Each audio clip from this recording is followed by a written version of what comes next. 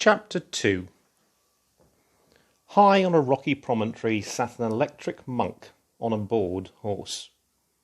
From under its rough, woven cowl, the monk gazed unblinkingly down onto another valley, with which it was having a problem. The day was hot. The sun stood in an empty, hazy sky and beat down upon the grey rocks and the scrubby, parched grass. Nothing moved, not even the monk. The horse's tail moved a little, swishing slightly to try and move the little air, but that was all. Otherwise, nothing moved. The electric monk was a labour-saving device, like a dishwasher or a video recorder. Dishwashers washed tedious dishes for you, thus saving you the bother of washing them yourself. Video recorders watched tedious television for you, and thus saving you the bother of looking at it yourself. Electric monks believed things for you, thus saving you what was becoming an increasingly onerous task, that of believing all the things that the world expected you to believe. Unfortunately, this electric monk has developed a fault, and had started to believe all kinds of things, more or less at random. It was even beginning to believe things they'd have difficulty believing in Salt Lake City.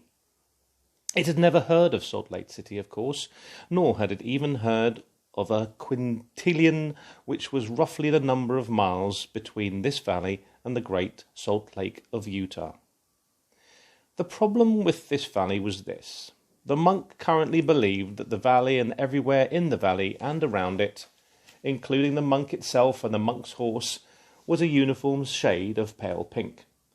This made for a certain difficulty in distinguishing any one thing from any other thing, and therefore made doing anything or going anywhere impossible, or at least difficult and dangerous.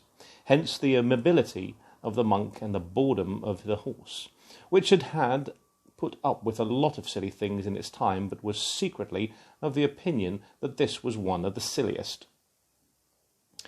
How long did the monk believe these things? Well, as far as the monk was concerned, forever. The faith which moves mountains, or at least believes them against all available evidence to be pink, was a solid and abiding faith, a great rock against which the world would hurl whatever it could, yet it would not be shaken. In practice, the horse knew 24 hours was usually about its lot.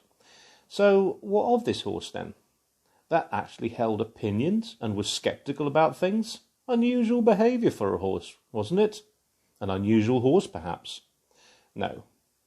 Although it was certainly a handsome and well-built example of its species, it was none the less a perfectly ordinary horse, such as convergent evolution has produced in many of the places that life is to be found. They have always understood a great deal more than they let on. It's difficult to be sat on all day, every day, by some other creature, without forming an opinion of them. On the other hand, it's perfectly possible to sit all day, every day on top of another creature, and not to have the slightest thought about them whatsoever. When the early models of these monks were built, it was felt to be important that they must be instantly recognizable as artificial objects. There must be no danger that they looked like a real people. You wouldn't want your video recorder lounging around on the sofa all day while it was watching TV. You wouldn't want it picking its nose, drinking beer, and sending out for pizzas. So the monks were built with an eye for originality of design and also for practical horse-riding ability. This was important. People, and indeed things, looked more sincere on a horse.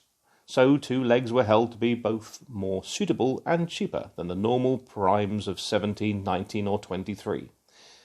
The skin the monks were given was a pinkish looking instead of purple, soft and smooth instead of crenellated. They were also restricted to just the one mouth and nose, but were given instead an additional eye, making for a grand total of 2. A strange-looking creature indeed, but truly excellent at believing the most preposterous things.